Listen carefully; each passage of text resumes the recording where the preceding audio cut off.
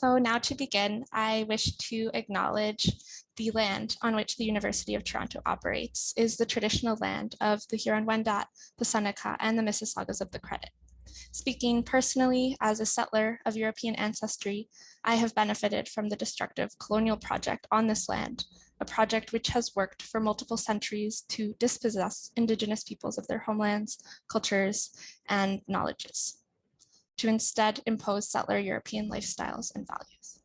I've also grown up, as perhaps others of us have, without really reflecting deeply on the importance of land. So for this reason, today, I want to express my gratitude to the land itself for nurturing us and caring for us, and to the Indigenous stewards and defenders of the land who continue to resist ongoing settler colonialism. I acknowledge my own responsibility to resist and continually deconstruct harmful colonial narratives and to work instead towards responsible and reciprocal relationships with one another and with the land. Now, in the spirit of relationship, I am very pleased to present our speaker for today, Kaitlind Peters. Kaitlind is a member of Aamjiwnaang First Nation and a PhD candidate in the Department of Curriculum and Pedagogy at OISE, University of Toronto. Today, she will be discussing her thesis work around Youth Participatory Action Research, YPAR, as a pedagogy for advancing Indigenous education. Kaitlind, thank you again so much for being here to present today, and I'll pass it over to you. Okay, miigwech and Anishik for the invitation to speak today, and for all of you for joining this afternoon. I can see the participant number growing, and I have to say it is making me a little nervous. Before I begin, I would like to acknowledge the land that I'm speaking to you from today. So today I'm speaking to you from my home community of Sarnia, Ontario, the traditional territory of the Chippewa, Odawa, Potawatomi, and Delaware Nation. So it is these lands that connect me to community. I'm a member of Aamjiwnaang First Nation, which is located within the city limits of Sarnia, Ontario. My mother's from Aamjiwnaang First Nation, and my dad is from the Delaware Nation at Moraviantown. So I come from two powerful nations that have powerful connections to the land that I'm speaking to you on today. I've also included the link to nativelands.ca for you, just as a resource for anyone who wants to learn more about the traditional territories of the lands you reside on or connect with. And I also share this as a valuable resource to in my MT program, or in my MT course to my students. So who am I? So Ani Ninda Shinzi Kaitlind. I am a daughter, a granddaughter, a sister, a wife, and a soon-to-be mother. I'm an educator, a researcher, and an ongoing learner. So before I dive into my research with all of you today, I do want to first step back and just give you some background into my journey. So for my whole life, my great-grandparents, Omar and Ethel Peters, pictured here, have been an inspiration to me for their resilience and dedication towards creating better lives for our Indigenous communities and peoples. So I went into my education career wondering what I could do to make a difference for our future Indigenous generations, for my future children, my future nieces and nephews, and for all Indigenous generations to follow. So my research has always been about looking forward to the next generations in our communities. After all, doesn't everyone think this way? Isn't everybody's research linked to honoring ancestors and future generations? I was very surprised when I learned from my non-Indigenous peers in a graduate seminar that they don't approach their research in this way. So specifically, they don't look to their ancestors' past to understand their present, to have regard for their future generations. And this really changed how I approach my research going forward. And it led me to approach my research in a more grassroots level. So through my experiences in teaching, both on reserve and in the public and private school sectors, I've created some student character profiles. So these profiles are a mix of many students that I've encountered over the years. And it became really important to me to examine how I could ensure that the Kiras, the Mateos, and the Dakotas were being reached directly. I learned from my master's thesis that teacher education programs are doing enough to raise attitudes, as you can see here, and knowledges, as you can see here, around Indigenous content for pre-service teachers, but not enough for providing pre-service teachers with the confidence to integrate the content into their classrooms, as these numbers indicate. I do want to point out, although these survey numbers do appear to be to look pleasing, it was clear in my interview data that these knowledges to integrate were baseline. And what I mean by that is that most teacher candidates would feel comfortable integrating a feather or a dream catcher as part of the Indigenous education curriculum. And I do want to point out that the study was not conducted at OISE. However, I have many students in my MT course currently here at OISE that do state their hesitancy to teach Indigenous education. And I think we can generalize a bit that a large chunk of teacher candidates are feeling this way. So back to my character profiles. I gave the Faculty of Education, at the time, Queen's University, a number of recommendations based on my study on how to improve teacher knowledges and attitudes around the integration of Indigenous education. However, this was a top to bottom approach. And what I mean is I was trying to change pre-service teacher programming to hopefully help future teachers to be able to hopefully integrate Indigenous content into the classroom. And this was a long filtered process that who knows if it would eventually reach my target research, which is the Indigenous youth. So more discerning was the lack of Indigenous student voices that I had. So where are the Kiras, the Mateos, the Dakotas voices? What do they want and what do they need for educational success? So after all, these youth are the future leaders of our communities, our nation. So as Alfred contends, Indigenous peoples need to protect what remains of Indigenous nations and build on a future that centers new Indigenous warriors. So these new Indigenous warriors are not the same warriors that we needed 100 years ago.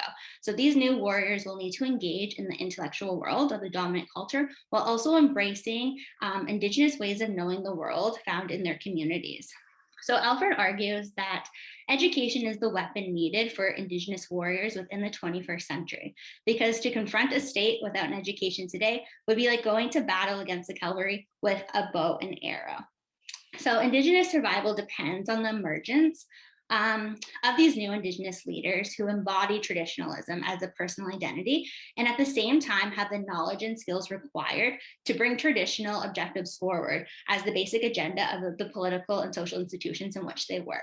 So Johnson and Goodstar state that supporting development and engagement of new Indigenous warriors can promote the process of transformation, decolonization, healing, and mobilization for social justice. So since Indigenous youth are the future leaders and will be the ones expected to carry out Indigenous community self-determination, it is essential that they are provided with purpose and guidance.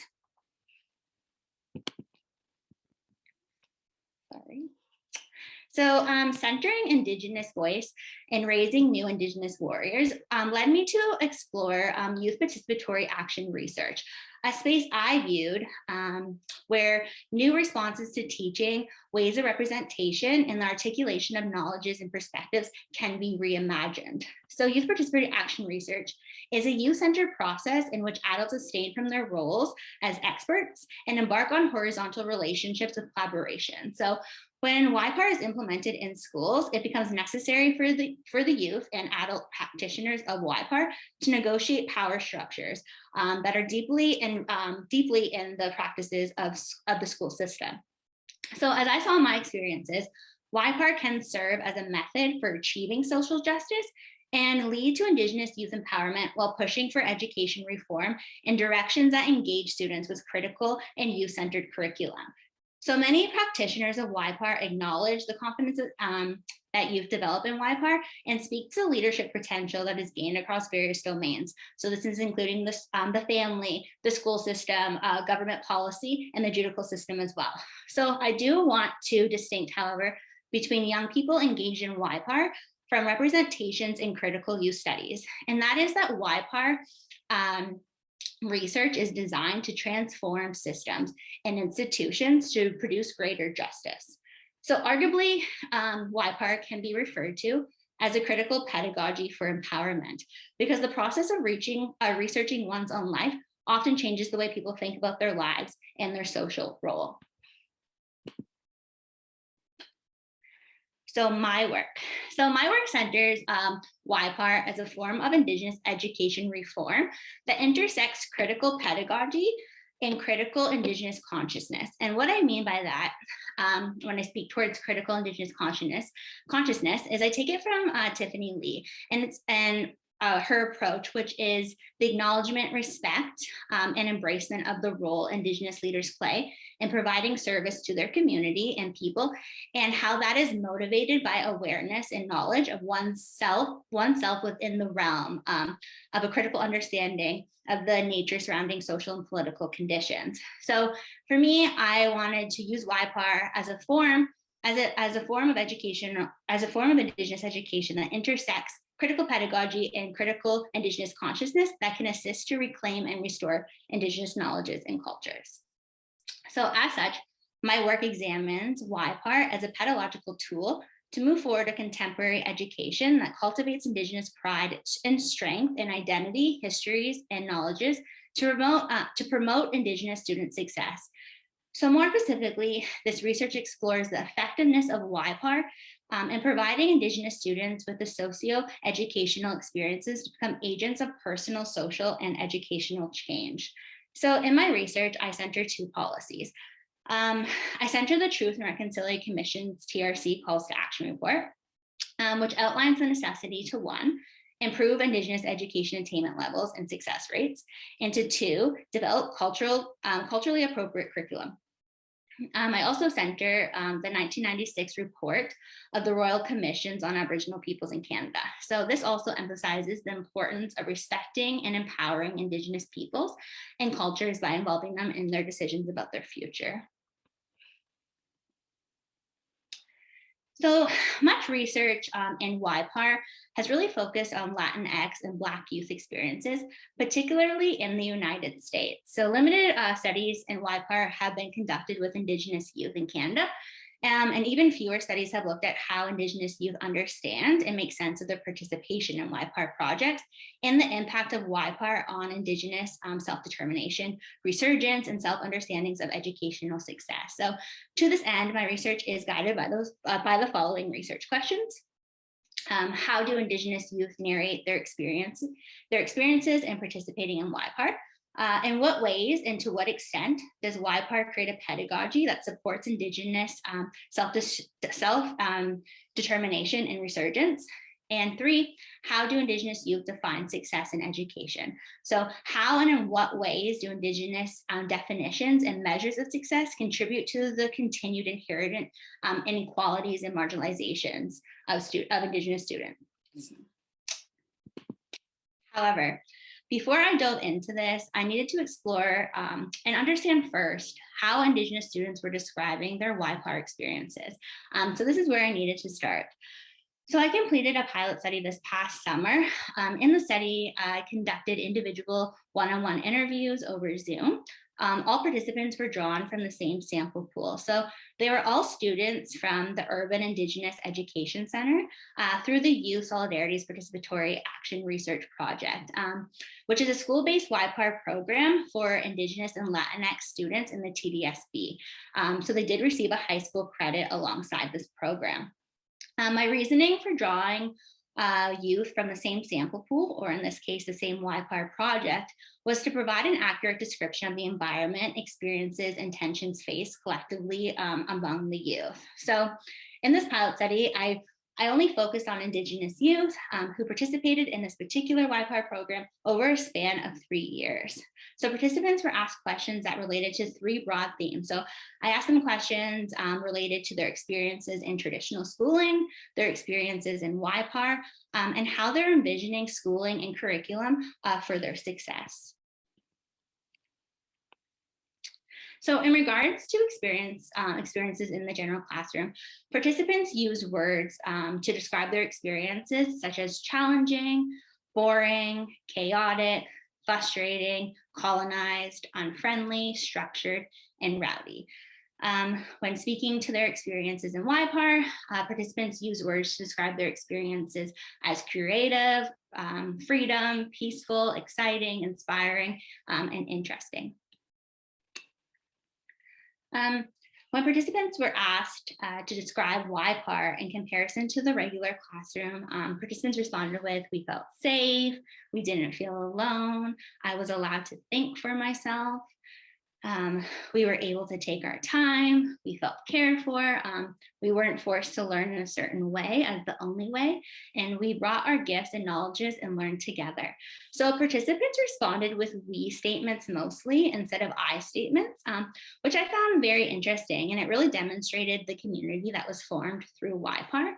Participants also really emphasized the distinction in teacher instruction. So many participants stated that in the traditional schooling, teachers are just giving information. And in YPAR, participants were able to discover for themselves and really have agency over their learning.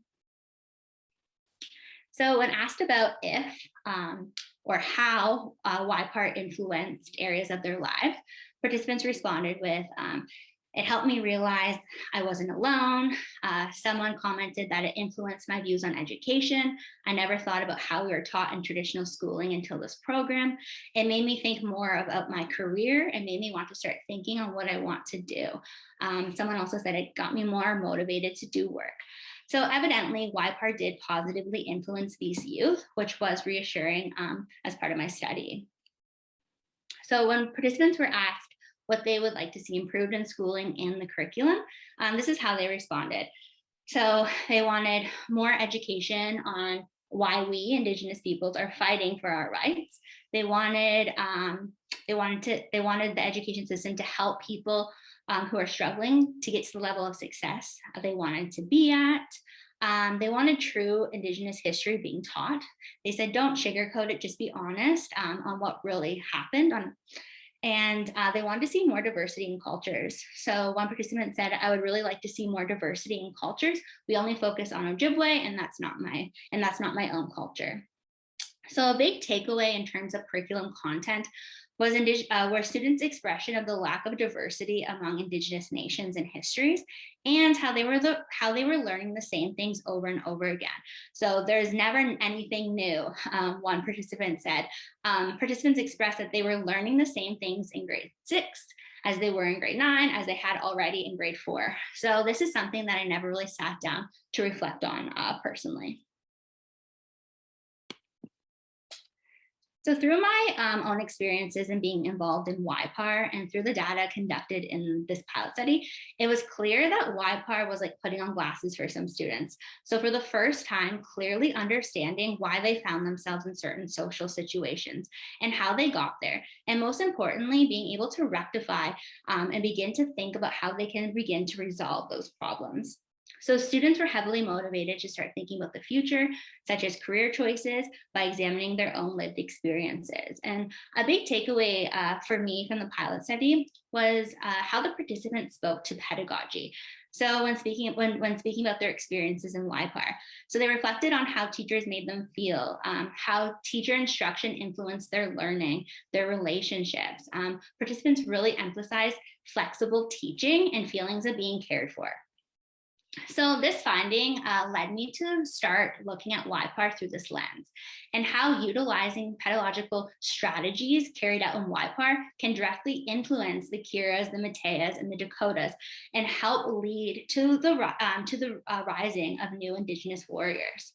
So in the MT course that I'm currently teaching, I introduced YPAR to them, but I introduced it to them as a pedagogical tool that they could use in their future classroom. So as I've already mentioned, many of my MT students are still feeling uncomfortable teaching Indigenous education in the classroom. They have concerns around, what if I do it wrong?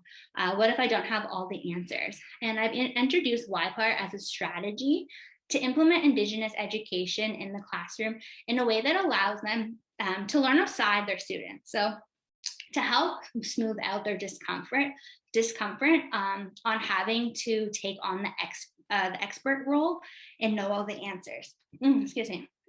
So ultimately, utilizing YPAR to advance Indigenous education by having these educators and Indigenous students collaboratively participate in systematic and institutional change by providing Indigenous youth with opportunity for a critical engagement to social issues relevant to their lives and to their communities. So this is where my research currently is. And I do think this is where I'm going to end for this afternoon. I encourage an open miigwech for listening, and I will open up for questions or comments. So thank you. Thank you so much, Kaitlind, for this wonderful presentation, for sharing your research with us. It's really, really fascinating. So I would invite anyone who has a question to type it into the chat, or feel free to maybe raise hand, and we can open the floor. Maybe I had a question, Kaitlind, maybe I can give it to you to get us started. I was wondering if maybe what one of the biggest challenges and one of the biggest kind of, I don't know the word, but one of the biggest benefits, I guess, that you saw within your own research, what they were. So I think one of the biggest challenges is seeing how YPAR is very effective, but there's a lot that goes into YPAR that maybe the general classroom or educator would have trouble incorporating. So that's why I try to use aspects of YPAR for being a pedagogical tool that educators can use aspects of it to help advance Indigenous education directly. So I know that's directly meeting Indigenous youth. Yeah, thanks, Kaitlind. Thanks for that. I'm wondering sort of what was your inspiration for starting, for going down this path of YPAR, and why did you feel like that was the best way to go about your research? So luckily, when I started at OISE, I had a GA-ship and I was working within YPAR, and it was my first introduction to YPAR. I had never engaged in YPAR prior. So it really opened my eyes, just having that firsthand experience of working with Indigenous youth and just seeing how they were developing and how they were relating to the material and changing their attitudes towards schooling. So it really just led me on a whole new journey, because prior I was really focused on pre-service teachers, and that was my commitment to my education. And then being introduced to YPAR really gave me that grassroots level approach where I can do something that is directly impacting Indigenous youth and their education. Thank you, Kaitlind. I see we have a hand from Ana Luisa. Hello, thank you, Kaitlind, for your presentation. It's very, very interesting what you're doing. I was actually wondering if you could talk a little bit more about how you took YPAR, that is something traditionally like just a methodology, right? And transformed it into a pedagogical tool. So if you could speak a little bit more about this process of bringing one to the other, that would be very interesting. Thank you. Thank you for your question. Yeah, I saw I saw YPAR initially as a methodology, and that's how I was approaching it. But this pilot study really changed how I was viewing YPAR after speaking to the students and understanding how they were viewing YPAR from their end. And it just changed, it kind of clicked on me how aspects of YPAR and what YPAR practitioners are doing can be lead examples for pedagogy and what teachers and educators could be doing to implement different aspects of YPAR, maybe indirectly, to help reach these students that may not be being reached. I hope that answers your question. Wonderful. Thank you, Kaitlind. I see another question in the chat. Says, hi, Kaitlind, it's great to hear how you are teaching about and with YPAR. Could you share more about how you get a YPAR project started? How do you get students involved, and who decides what the topics or focus of the project will be? That's from Heather. Yes, so I was lucky that when I started YPAR, I was given that relationship from the beginning, where I was introduced to people that were already really integrated into YPAR. So they already had a formed YPAR program. So that was really nice to get the ball rolling for me. And I think the biggest thing about YPAR is that youth and adults really engage in a horizontal relationship. So students are the ones saying what they want to learn, like they have agency over that. So for in terms of the projects that they do, they're coming up with them on their own. Like this is something that they're exploring either from their own lived experiences or something that is really interesting to them. So they are the ones that are deciding where they take the projects, what projects they want to take on, and we're just kind of there just to help them, give them resources to be able to do that and advance their learning.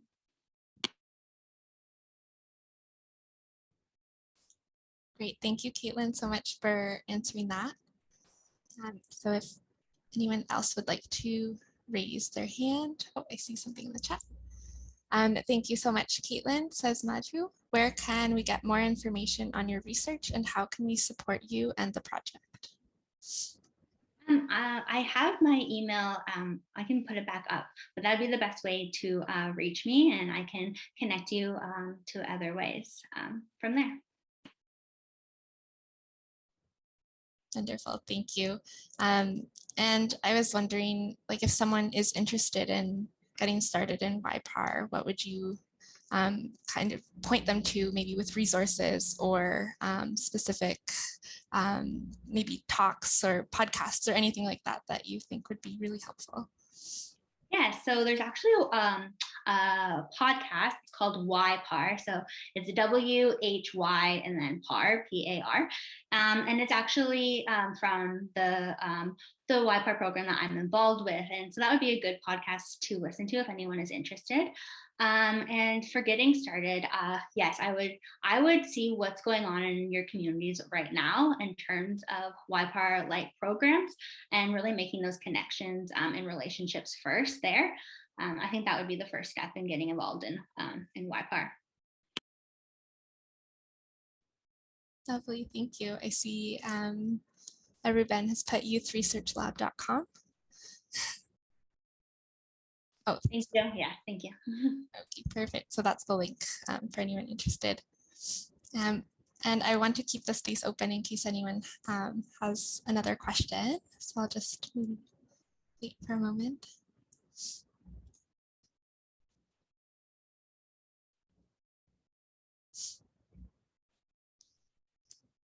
Well, perfect. This has been so interesting.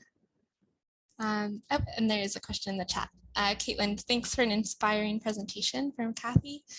When you say that the Indigenous students have agency to decide what they want to learn, could you tell us a little more about how you handle diversity among the youth when they have different suggestions and interests? Yeah, so that just letting students have diversity in what they want to explore, and it is really personalizing their education, but it doesn't have to be difficult or impossible to do that. It's just allowing students to have different interests and them to be able to explore them, and just giving students guidance where they need it individually. So I don't see it as a daunting task when you have lots of students having different interests in different areas of research that they are conducting. It's just being able to provide different resources to help them advance their learning.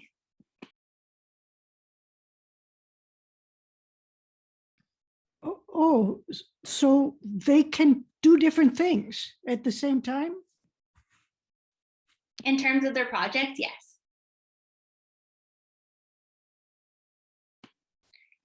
We're just giving them the foundation to be able to carry out the research and the methodology. So are grounded in decolonizing and Indigenous ways.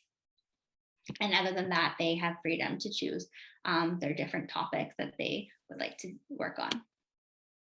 So I must have missed that. So are they working as individuals or as a group or pairs or different sizes? Yeah, they get to decide. So some students decide to work individually. Some students partner up. It really is up to them and what they want to do. Thank you, Kaitlind, for responding. I see another question. What inspires you to do this great work? Just thinking ahead to the future generations and really building and raising those new Indigenous warriors that I was talking about. That's a passion of mine. I want to ensure that my future grandchildren are going to be able to learn what they need to learn in regards to Indigenous education, and be proud of where they come from and just have those knowledges of understanding. So that's what really inspires me, and just Indigenous future generations to come broadly, not just my own. Lovely, thank you. And an additional question from Sarah.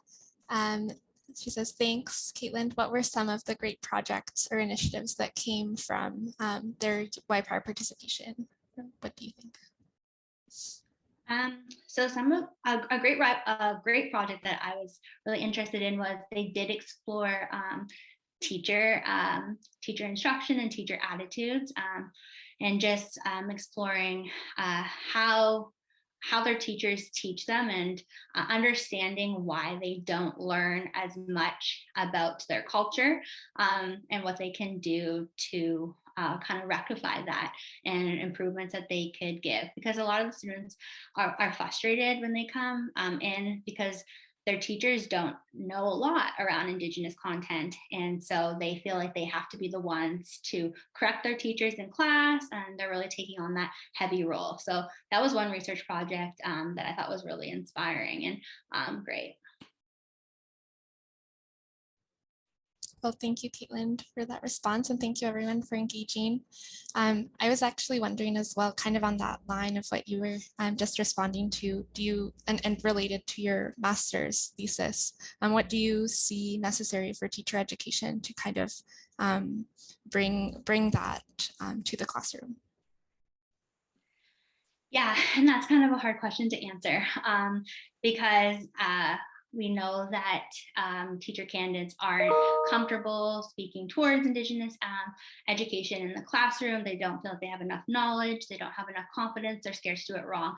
So that's kind of why I was a little stuck with my research, because originally when I was doing pre-service education, because I really wanted to flip it upside down and understand or make sure that I'm making an impact directly to Indigenous youth. So how can that look, instead of going through teacher programming to hopefully teach teachers, to hopefully teach Indigenous content? It just seemed like a long filtered process. So with YPAR, it was really like a gateway that I am directly influencing these students. And so moving forward for educators, as I mentioned in my MT course, I'm just introducing them to pedagogical tools and aspects of YPAR that they can implement easily into their classroom, so they can easily learn aside their students in regards to Indigenous content, where they don't have to feel that they have to be the expert, and they don't have to feel that they have to know all the answers.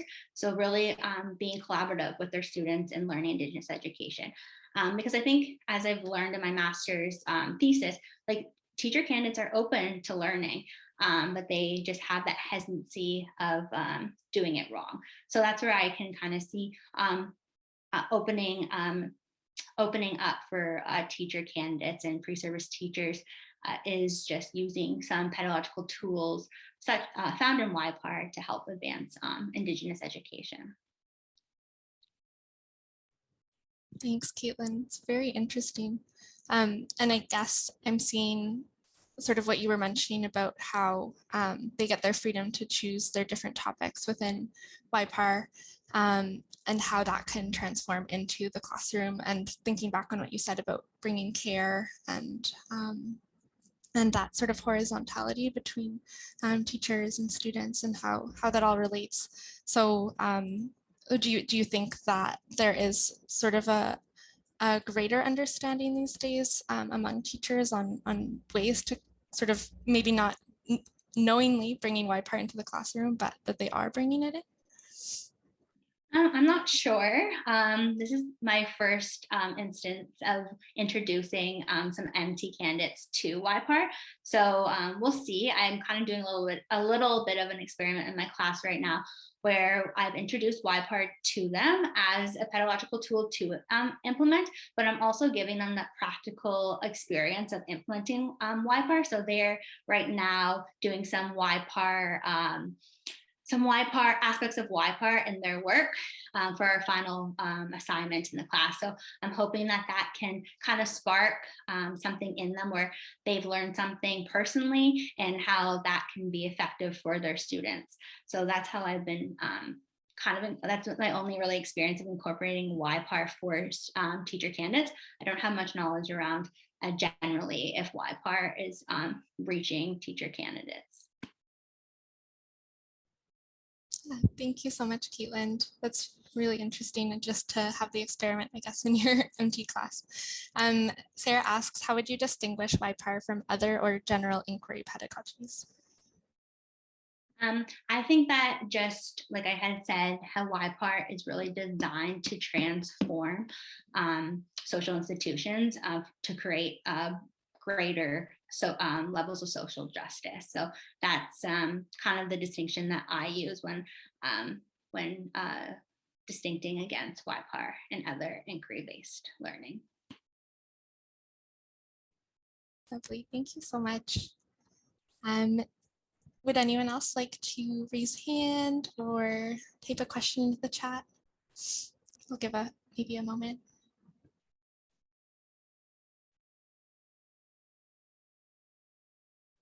It's been super insightful, Kaitlind. Thank you so much for sharing today.